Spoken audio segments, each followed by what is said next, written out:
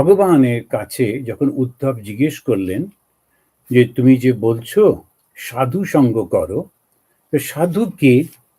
এই প্রশ্নের উত্তর দিতে গিয়ে ভগবান তখন পরপর কয়েকটি খুব সুন্দর সুন্দর শ্লোকে, এটা হচ্ছে 11 স্কন্ধ 11 অধ্যায়, উনি বলছেন যে আমরা এর আগের দিনে যেগুলো আলোচনা করেছি, সাধু হচ্ছে তিতিক্ষু, সাধু হচ্ছে কৃপালু, সাধু অকৃতদোহ, এরকম সমস্ত বলে যাচ্ছেন। তো এইটা আমরা কিছুদিন আগেই আলোচনা করেছি মার্চ মাসে, এবং 29 নম্বর যে শ্লোক থেকে বলছেন টোটাল 28টা কোয়ালিটির কথা বললেন।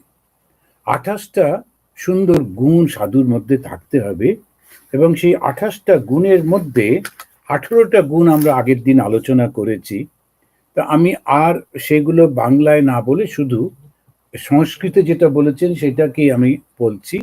সেটা হচ্ছে কি, কৃপালু, অকৃত দোহ, তিতিক্ষু, সত্যসার, অনবদ্য আত্মা, সম, সর্ব উপকারক, কামই অহৈতধি, দান্ত, মৃদু, শুচি, অকিঞ্চন, এরকম ভাবে উনি বলে যাচ্ছেন। আর কয়েকটা বাকি ছিল, সেগুলো আমরা আজকে বলবো। তো এখানে উনি বলতে গিয়ে বলছেন সাধু কিরকম? অপ্রমত্ত, গম্ভীরাত্মা, ধৃতিমান, জিত ষড়গুণ, অমানি, মানদ, কল্প, মৈত্র, কারুণিকি কবিহি, কারুণিক কবিহি। এই গুণগুলোর কথা বলে যাচ্ছেন। এটা হচ্ছে ওই যেমন বলছিলাম 11 স্কন্ধ 11 অধ্যায়ের 31 নম্বর শ্লোকটি হচ্ছে এইটা।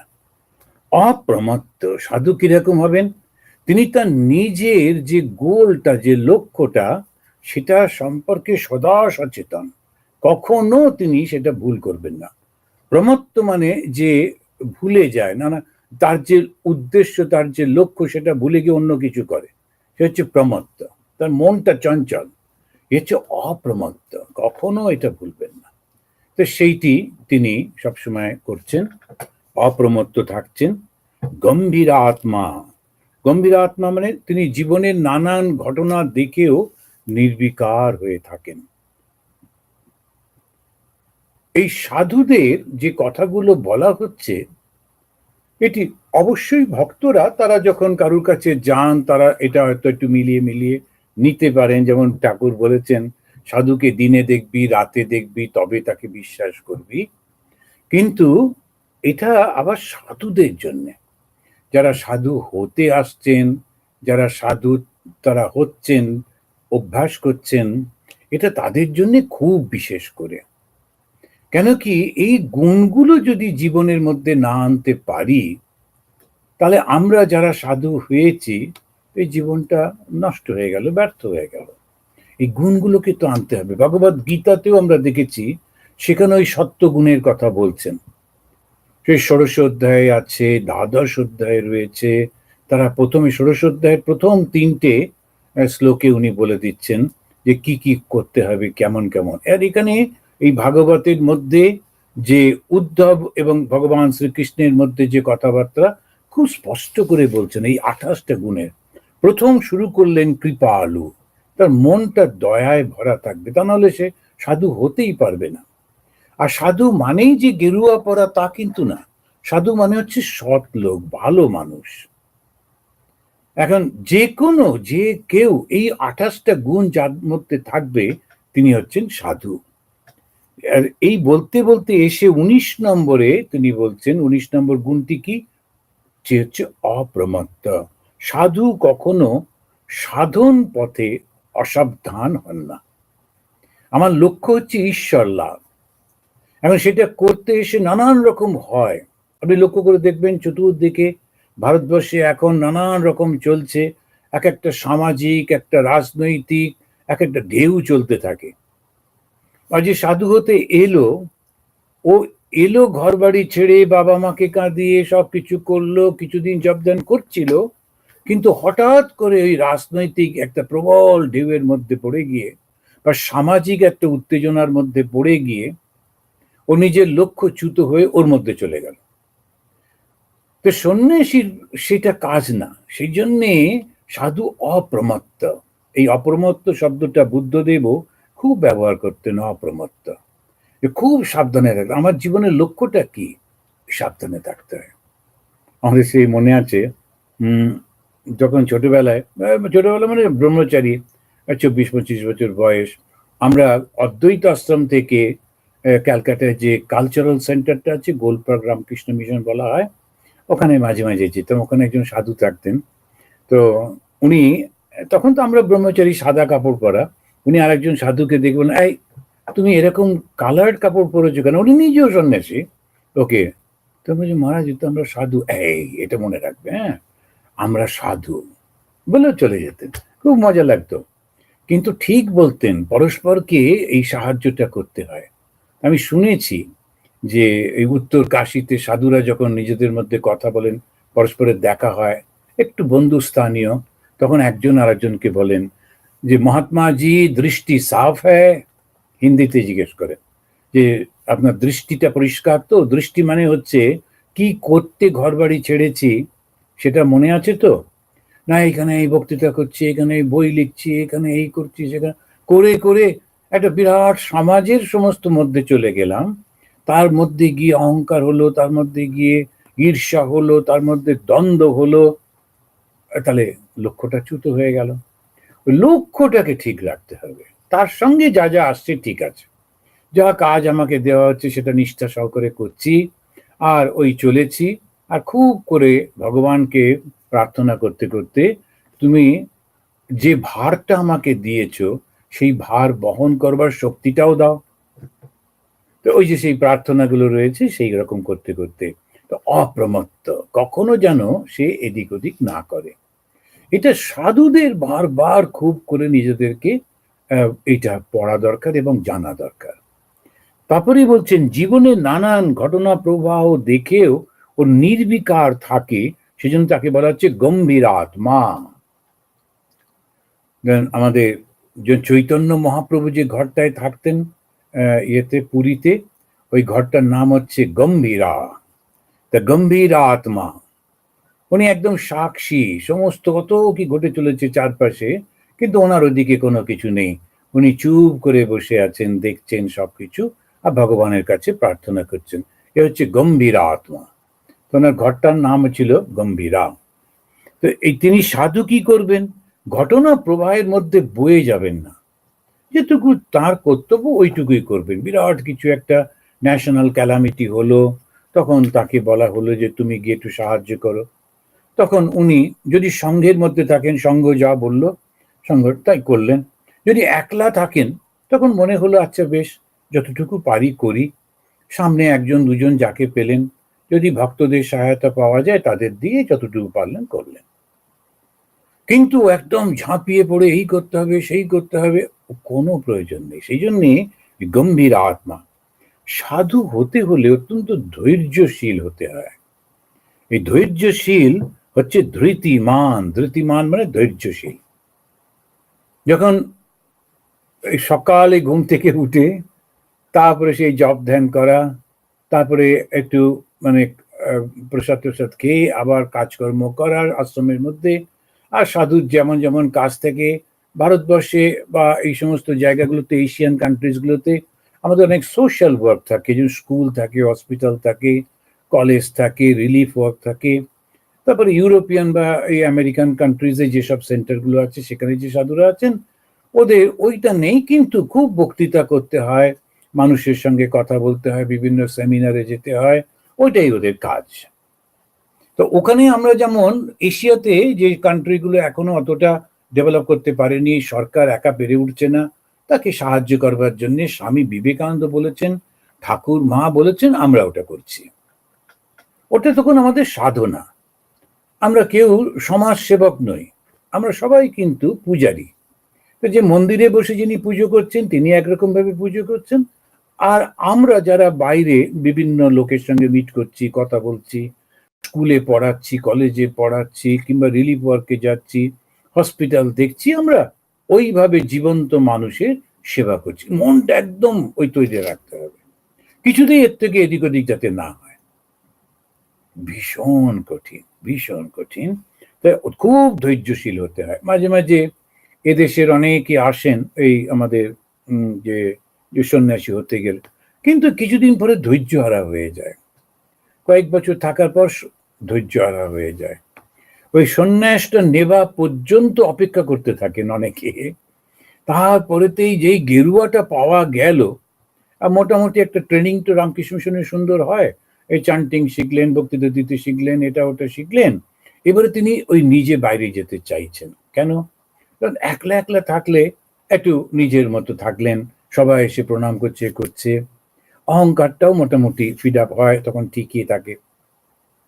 কিন্তু সঙ্গের মধ্যে থাকা, আর প্রচুর গুণ থাকার সত্ত্বেও সঙ্গের মধ্যে সেটা হয়তো কেউ বললো না, খুব ভালো গান করতে পারে, কেউ ডাকলো না তুমি গান করো, তাতে কোনো দুঃখ না পাওয়া।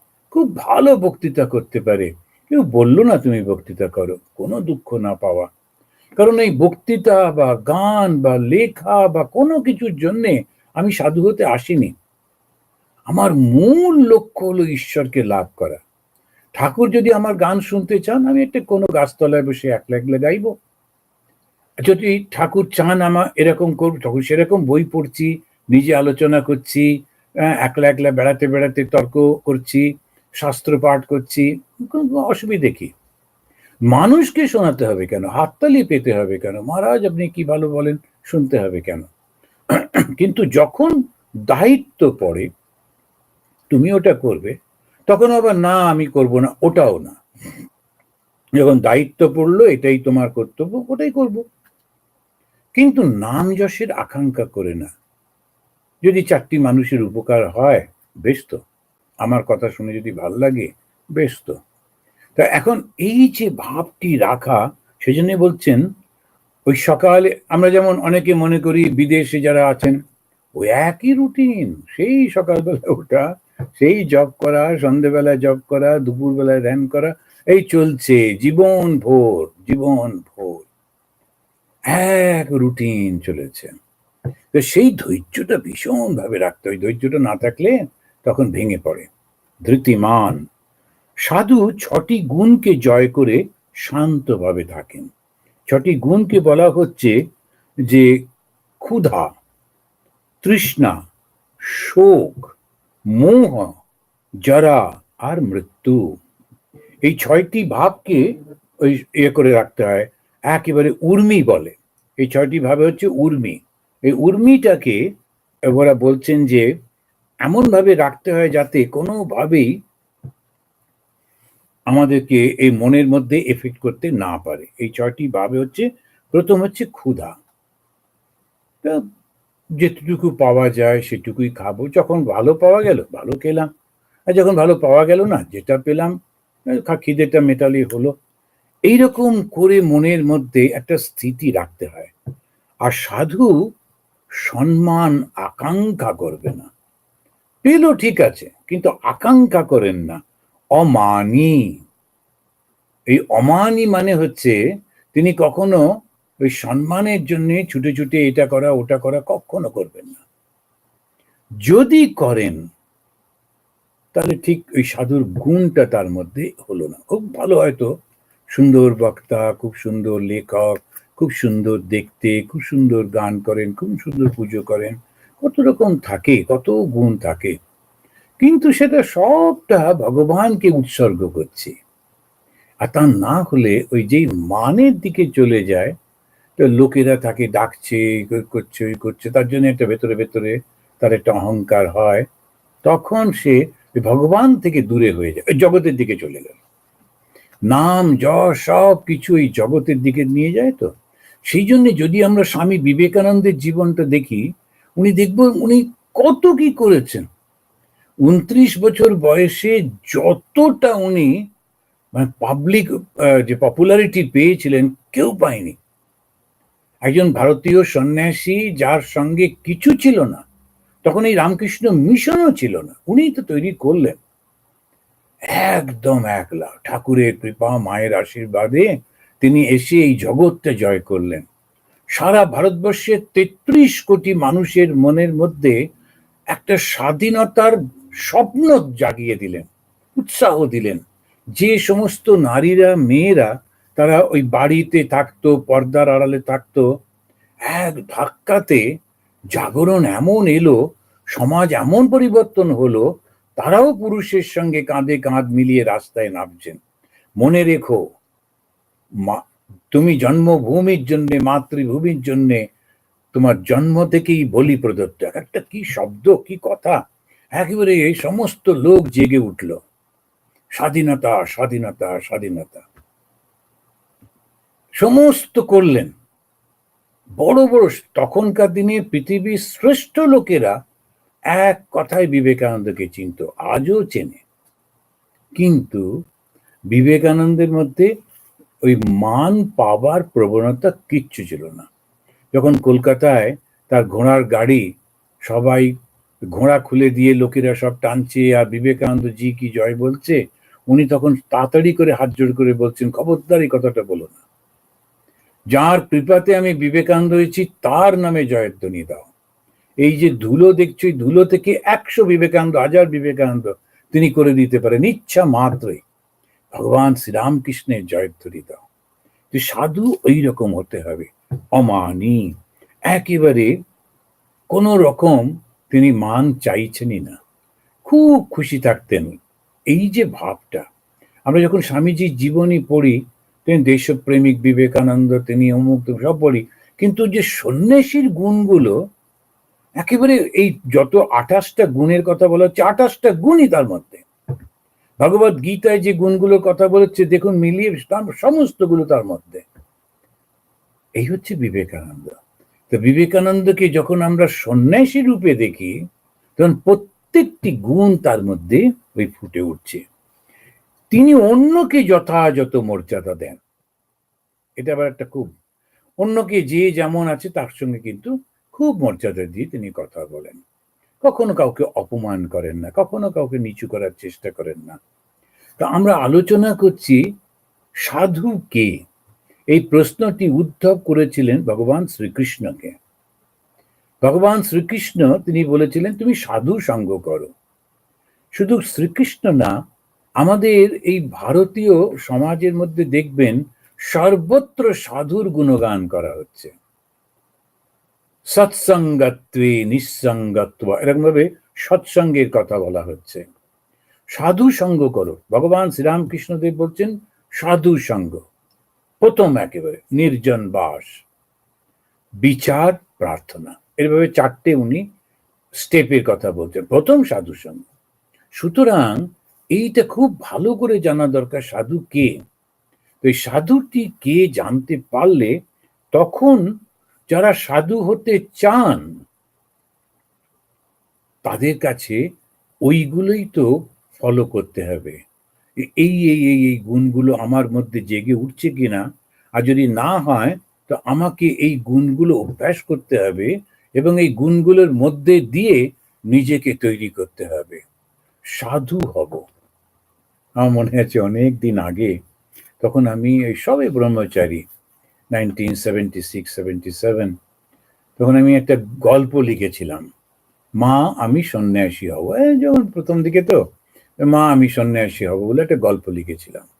তো সেইটি কোনো কারণে একজন ভদ্রলোক আসতেন, তিনি ওই একটা পত্রিকা বার করতেন, তব ছোটদের ইয়ে বার করতেন। তো আমি যখন ওই অদ্বৈত আশ্রমে বসে ওই লেখাটা লিখছি, তো কয়েকটা পাতা উনি সামনে বসে পড়ে বলেন, আরে এই লেখাটা আমাকে দিন তো।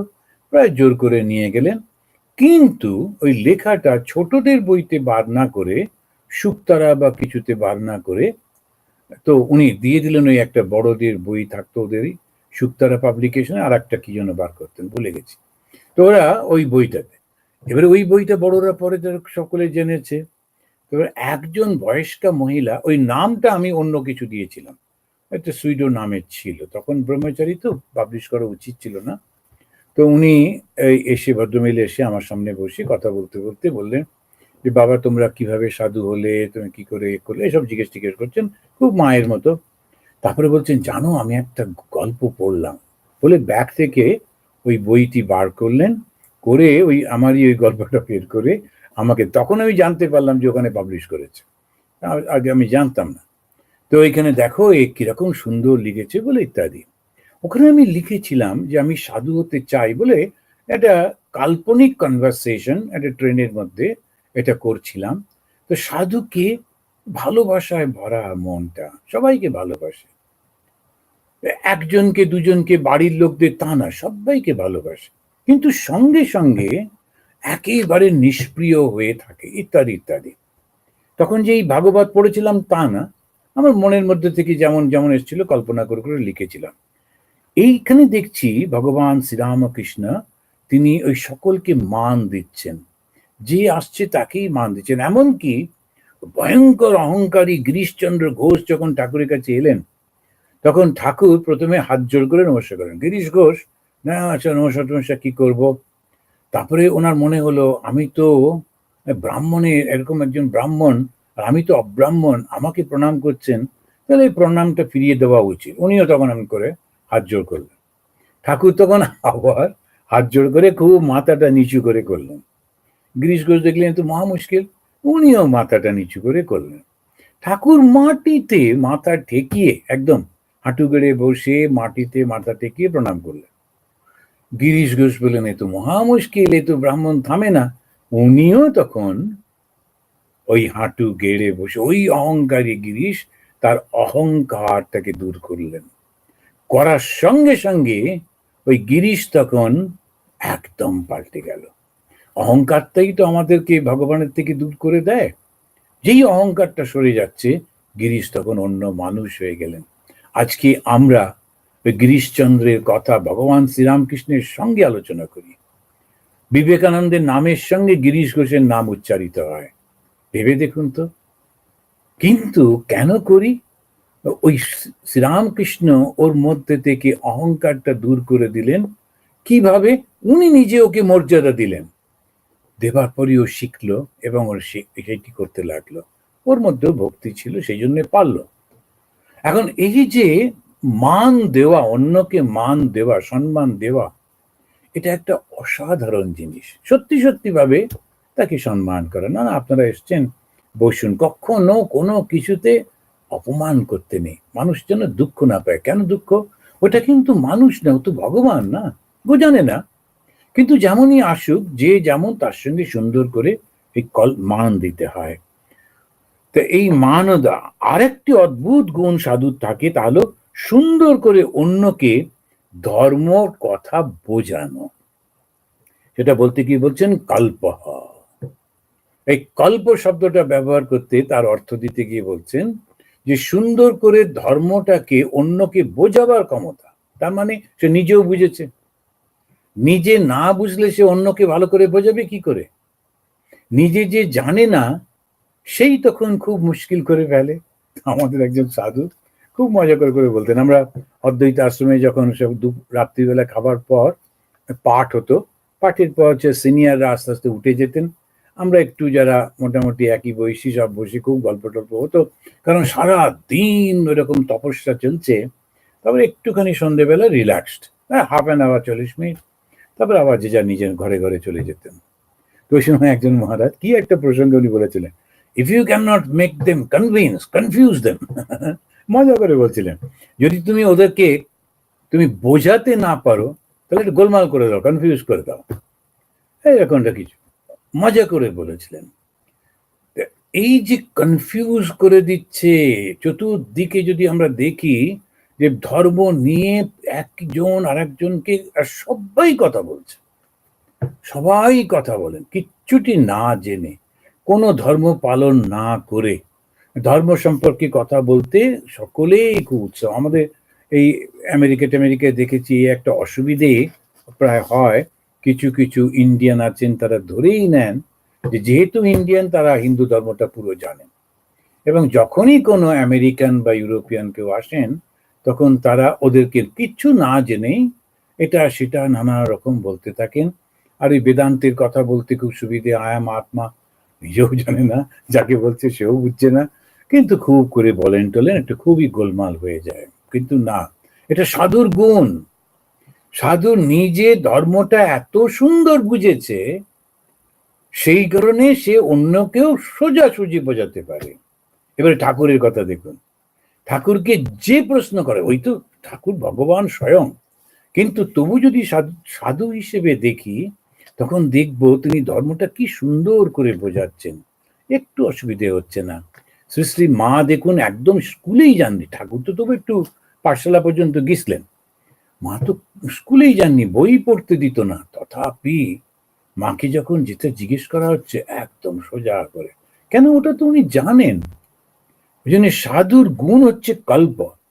গল্পটা এই যখনই উনি খুব সুন্দর করে সব কিছু বুঝিয়ে দিতে পারেন, তিনি কখনো কাউকে ঠকান না। যদি ঠকানো হয়, মানুষকে যদি ঠকানো হয়, যে কোনো কারণেই হোক, যে নাম দিয়েই হোক, যিনি ঠকান তিনি কখনো সাধু হতে পারেন না। তো এই ঠকানোটা হচ্ছে, তিনি বলছেন মৈত্র, তিনি কখনো কাউকে ঠকাতে পারবেন না, ঠকান না। আমি বাবু এইটুকুই জানি, এর বেশি কিছু জানি না। আমার জীবনের একটা ঘটনা মনে পড়ছে, যে তখন ওই রামকৃষ্ণ মিশনে তো বেশি ছুটি টুটি পাওয়া যায় না, তখন সেই জন্যে অল্প বয়সে যখন থাকে সাধুরা, এই কাজ করো সমস্ত নানা রকম থাকে, তো ডিউটি দেয়। তা কোনো কারণে অদ্বৈত আশ্রম থেকে আমি ট্রান্সফার হয়ে আর একটা আশ্রমে যাব, মাঝখানে 1-2 মাস ওরা যারা অথরিটি ছিলেন তারা বললেন, আচ্ছা তুমি একটু বেরিয়ে টেরিয়ে এসো, আমরা তোমার অনেক বছর কাজ করে, আচ্ছা বেরিয়ে এসো। বেরোনো মানে কোনো তীর্থে যাওয়া। তখন আমি ভাবলাম, আচ্ছা তাহলে আমি একটু মায়াবতী যাব, তারপর একটু হরিদ্বার যাব, এইসবই তো, আর বেড়ানো মানে কোথায়।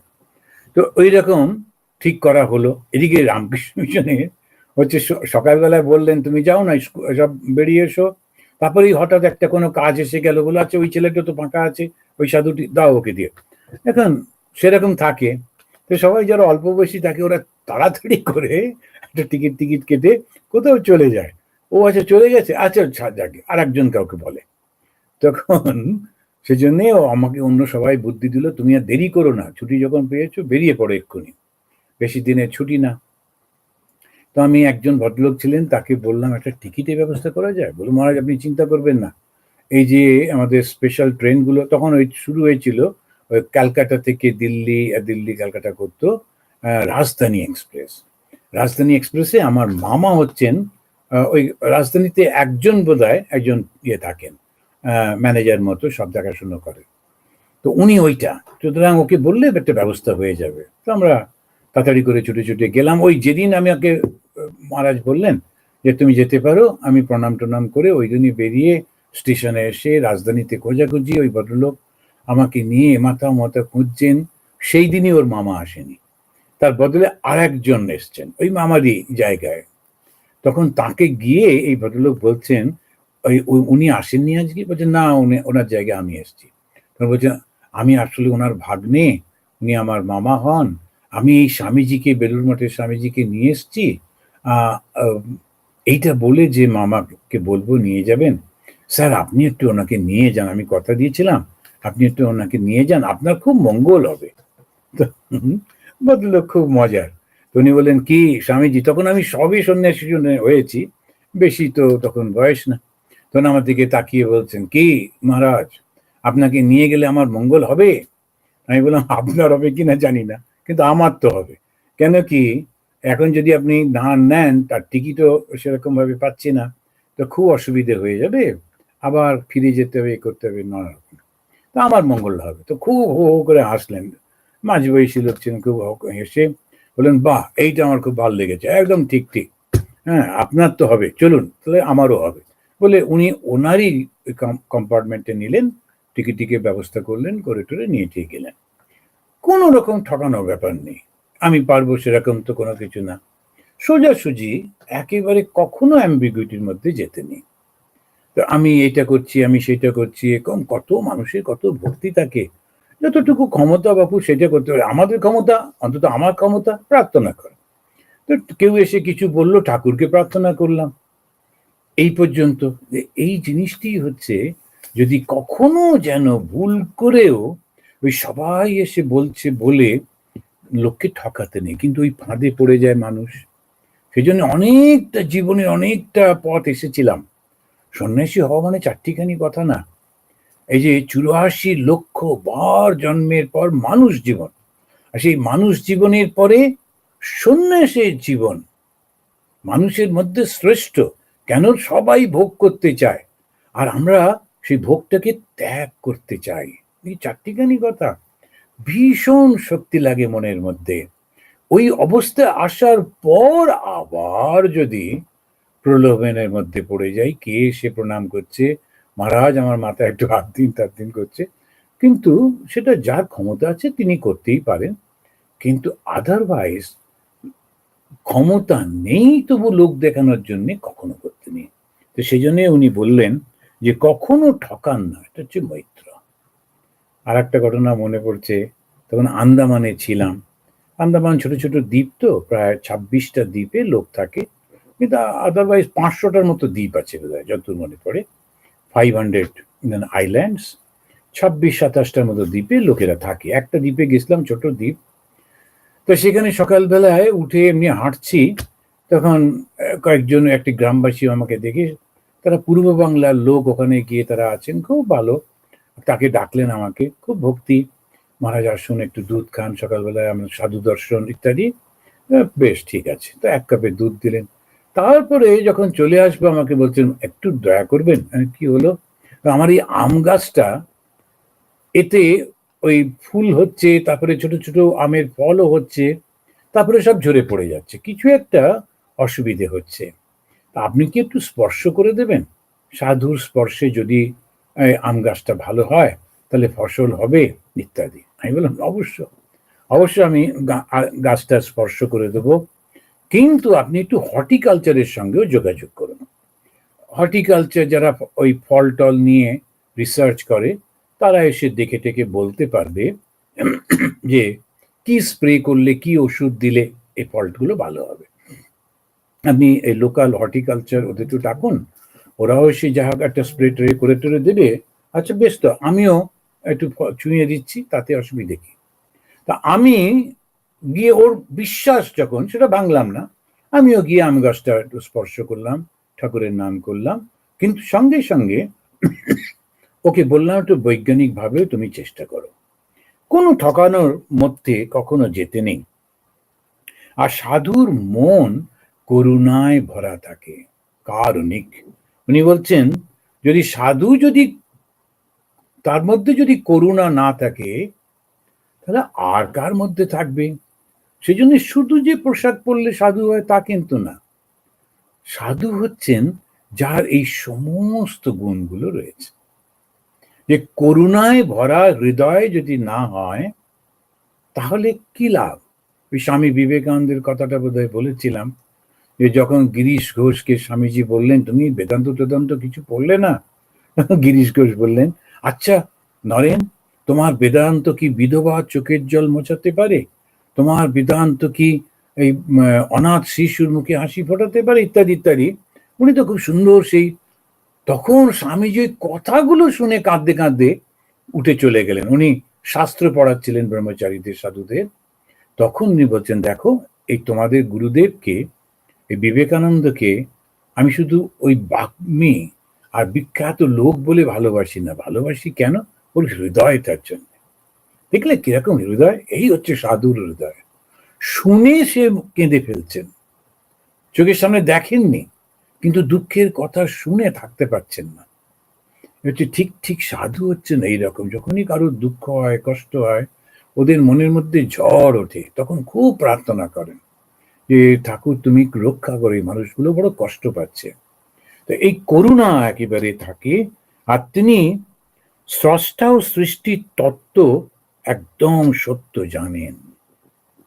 এবার একদম শেষ জায়গায় এসে গেল, সাধুকে যিনি তত্ত্বটা জানেন, তাই বলা হলো কবি। কবি, মনীষী ইত্যাদি ইত্যাদি উপনিষদও আছে। এই কবি শব্দটার অর্থ কি? সত্য দ্রষ্টা, যিনি দূরদ্রষ্টা। তার সত্যটা কি?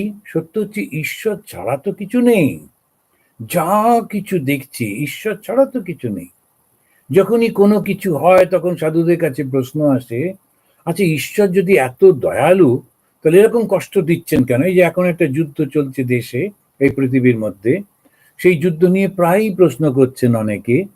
আচ্ছা এই যে মানুষগুলো মারা যাচ্ছে, বাচ্চাদের কষ্ট হচ্ছে, এটা কিরকম ভগবান, কেন উনি এত কষ্ট দেবেন? এই তত্ত্বটা খুব জানা থাকার দরকার। সমস্ত সৃষ্টিটা এইভাবেই চলছে। সৃষ্টিটা সৃষ্টি হয়েছে ভগবানের শক্তি দিয়ে। শক্তিটা কি? সত্য, রজতম, এই তিনটে গুণ দিয়ে।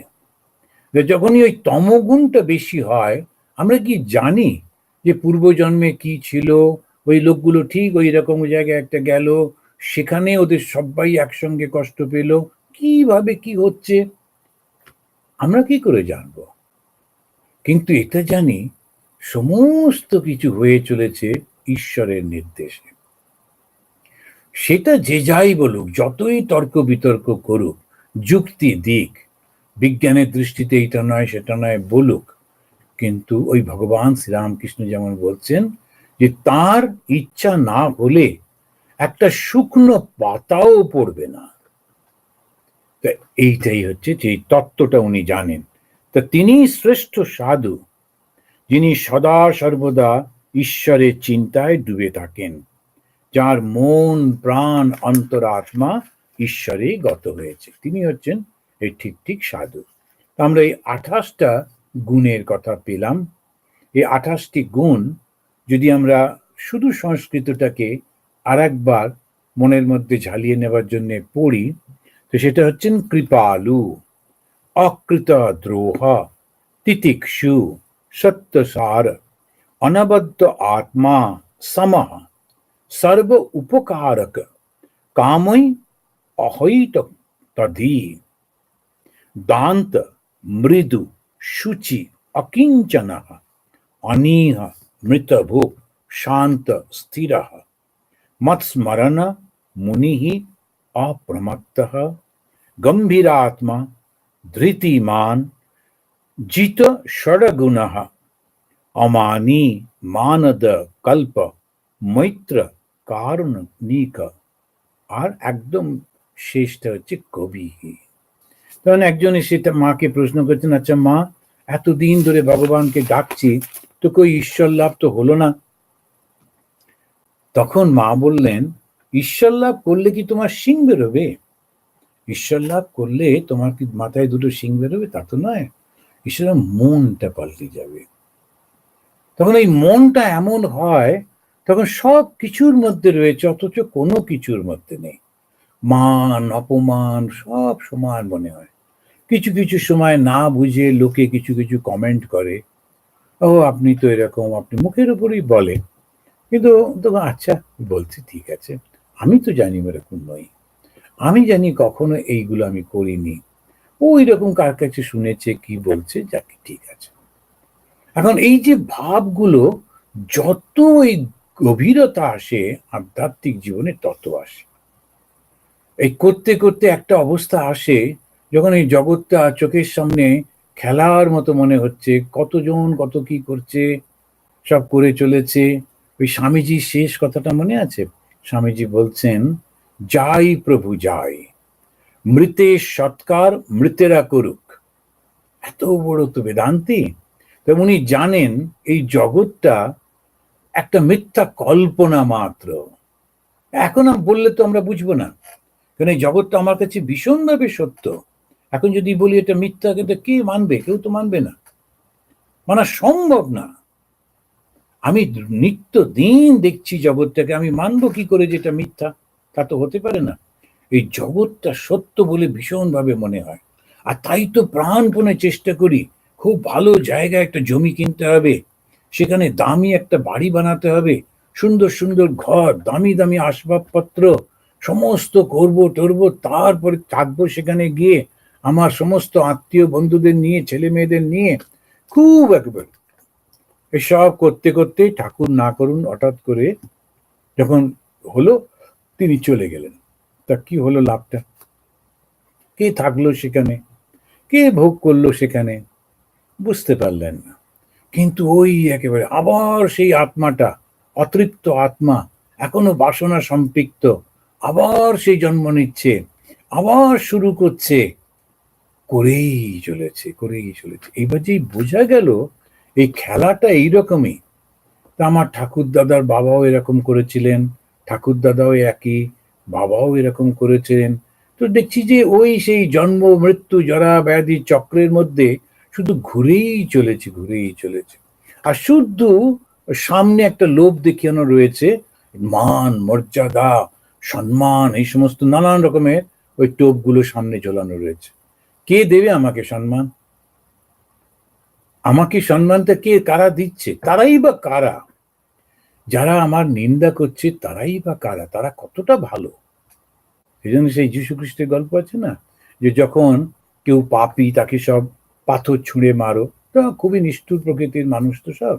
আচ্ছা, তখন যীশু বলেন বেশ তো মারো, কিন্তু যে একটাও পাপ করেনি ওই প্রথম পাথরটা মারো। আর সবাই ভয় পেয়ে গেল। পাপ করেনি এমন লোক আছে, অন্যায় করেনি এমন লোক আছে? তো ওই রকম দেখতে গেলে দেখা যায় কাকে বিচার করছি? আমি বরঞ্চ নিজেকে পরিষ্কার করি। এই 28টা গুণের কথা ভগবান বললেন। শান্তি শান্তি।